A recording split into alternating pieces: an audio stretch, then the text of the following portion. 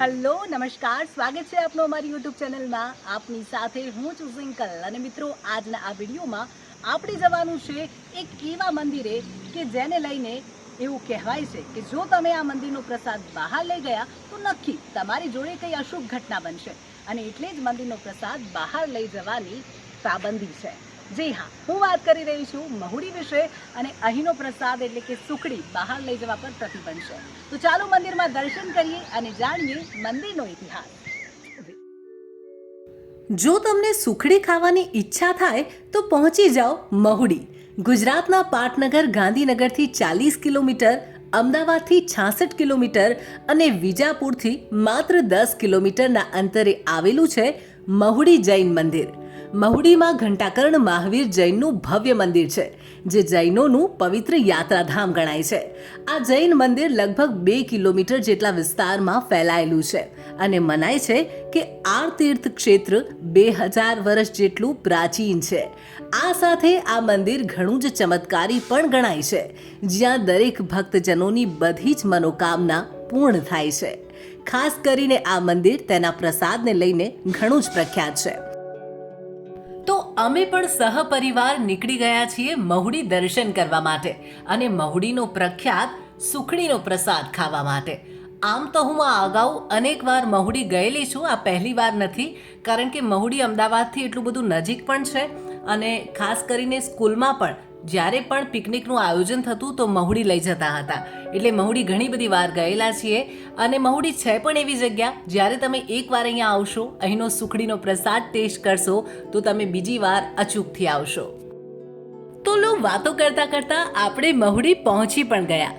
અહીંયા ઘણી બધી વસ્તુઓ મળી રહી છે. અહીંયા મેં કાચી કેરીની ગોટલીઓ જે શેકેલી હોય છે તે જોઈ.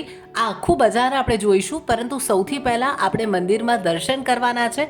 તો ચાલો ગાડી પાર્ક કરી લઈએ અને મંદિરમાં દર્શન કરી લઈએ. અહીં ઘંટાકર્ણ ભગવાનનું મુખ્ય મંદિર આવેલું છે, જેની ટોચે સોનાનો કળશ છે. આ સમગ્ર મંદિર આરસપાનથી બનેલું છે. ઘંટાકર્ણ મહાવીરની સુખડી પ્રિય હોવાથી અહીં સુખડીનો પ્રસાદ ધરાવવામાં આવે છે. તો વળી ઘંટાકર્ણજીને આ દેરાસરના પ્રાંગણમાં જ બનેલી સુખડીનો પ્રસાદ ધરાવવાની પ્રથા છે. આ સુખડી ખૂબ જ સ્વાદિષ્ટ હોય છે અને વર્ષોથી આ મંદિર સુખડીના એક જ સ્વાદ માટે ઘણું વખણાય છે. પરંતુ આ સુખડી તમે મંદિરની બહાર લઈ જઈ શકતા નથી.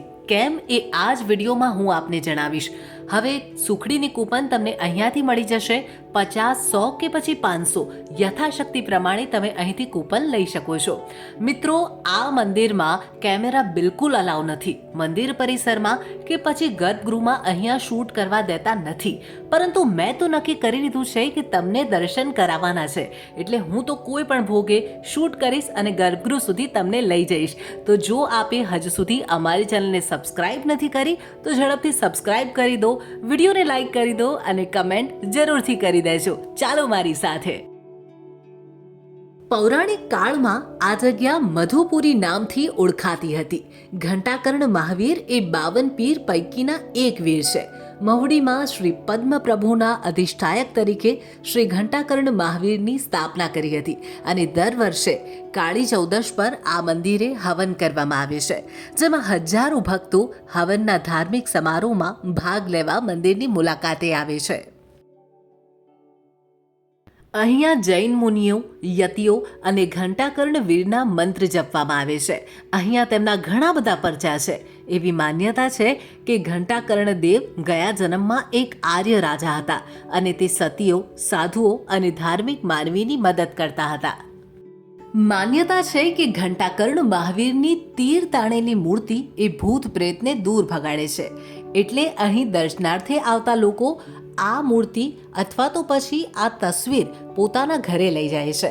ઘરમાં અથવા પછી ઘરના મુખ્ય દરવાજા પર તેઓ લગાડે છે, જેથી ઘરમાં નકારાત્મક શક્તિઓ પ્રવેશ કરી શકતી નથી. અને હવે વાત કરીએ ચોખ્ખા ઘીથી બનેલી ખૂબ જ પોચી અને મોંમાં મૂકતા જ ઓગળી જાય તેવી સુખડીની. સુખડી પ્રસાદનો નિયમ એવો છે કે તેને મંદિરમાં જ ખાવી પડે છે, મંદિરની બહાર લઈ જઈ શકાતી નથી.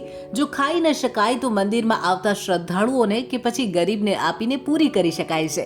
અને એટલે જ જ્યારે પણ તમે આ મંદિરમાં આવશો તો તમને અનેક લોકો હાથમાં સુખડીની પ્લેટ લઈને ઊભેલા જોઈ શકાશે, જે એકબીજાને પ્રસાદ આપી અને મંદિરની પ્રસાદી પૂરી કરી દેતા હોય છે.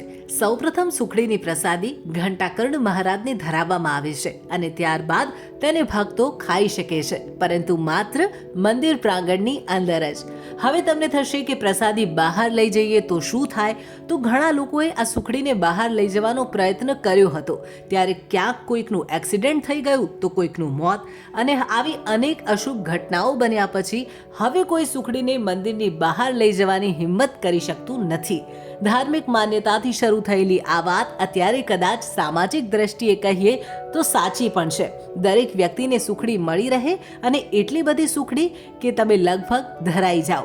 પ્રસાદ બહાર લઈ જઈ શકાતો ન હોવાથી તમે ત્યાં દર્શનાર્થે જાઓ અને પરિસરમાં બેઠેલા હો તો લોકો સામેથી પ્રસાદ આપવા આવે છે.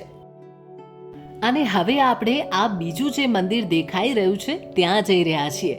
દૂરથી તો આ મંદિર ઘણું જ આકર્ષક લાગી રહ્યું છે, કારણ કે ઘણા બધા રંગબેરંગી કલરનો ઉપયોગ કરી અને તેને સજાવવામાં આવ્યું છે. અહીંયા પણ કેમેરા અલાઉ નથી, પરંતુ હું તમને આખું મહુડી ધામ આજે આ વિડીયોમાં બતાવવાની છું. તો વિડીયોને બિલકુલ સ્કીપ ન કરતા અને અંત સુધી વિડીયોમાં અમારી સાથે જોડાયેલા રહેજો. મહુડી ધામમાં કુલ 23 મંદિરો આવેલા છે, જેમાં જૈન મંદિરો સિવાય બીજા રાધા કૃષ્ણ, સાંકળેશ્વર મહાદેવ, અંબાજી માતા, ચામુંડા માતા, ગોગા મહારાજ, હરસિદ્ધિ માતા જેવા ઘણા બધા નાના નાના મંદિરો પણ અહીં આવેલા છે. અને એટલે જ ન માત્ર જૈન પરંતુ જૈન સિવાયના લોકો પણ આ મંદિરે દર્શન કરવા માટે આવતા હોય છે અને આ મંદિરની બાધા પણ રાખતા હોય છે. મંદિર પરિસરમાં જ એક ઘંટ આવેલો છે, જે વગાડવા માટે તમારે આ રીતે સીડી પર ચડવું પડશે અને અત્યારે આ ઘંટ વગાડવા પણ લાંબી કતાર લાગેલી છે. બીજી એક ખાસ વાત એ છે કે અહીં મંદિર પ્રશાસન તરફથી જ તમામ દર્શનાર્થીઓને હાથના કાંડે બાંધવાની રક્ષા પોટલી આપવામાં આવે છે.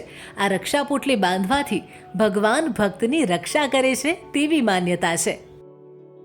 મંદિરની અંદર જ રહેવા જમવાની પણ વ્યવસ્થા છે. અહીં રહેવા માટે અતિથિ ભવન અને કોઠિયા ખડાયતા સમિતિ છે, જેમાં વ્યાજબી ભાવે રહેવા માટે રૂમ અને ભોજન મળી જશે. આ સિવાય અહીં ભોજનાલય પણ આવેલું છે, જ્યાં 90 રૂપિયામાં ભોજન મળી જશે. તો મિત્રો, હવે આપણે જઈ રહ્યા છીએ બહાર બજારની તરફ. અહીંયા ખૂબ મોટું બજાર ભરાય છે અને અહીંયા લેડીઝ પર્સ, લેડીઝ આઇટમ્સ મળી રહી છે. આ સિવાય રસોઈમાં જે મસાલાનો ઉપયોગ કરીએ છીએ તેવા મસાલા મળી રહ્યા છે. કાચી કેરી અને કેરીની ગોટલીમાંથી આમ બનતા આંબોડિયા, શેકેલી ગોટલી તેવી જુદી જુદી વસ્તુઓ અહીંયા લારી પર મળી રહી છે. તો તમે આવી કોઈ ખરીદી અહીંયાથી કરી શકો છો. તો મિત્રો, આ હતો અમારો મહુડી ધામનો આખો પ્રવાસ. વિડીયો આપને કેવો લાગ્યો અમને કમેન્ટમાં જરૂરથી જણાવજો. વિડીયોને લાઇક કરજો અને ચેનલને સબસ્ક્રાઇબ જરૂરથી કરી લેજો. અમારો આખો વિડીયો જોવા માટે આપ સર્વે દર્શક મિત્રોનો ધન્યવાદ. હવે મળીએ નેક્સ્ટ વિડીયોમાં. Thanks for watching.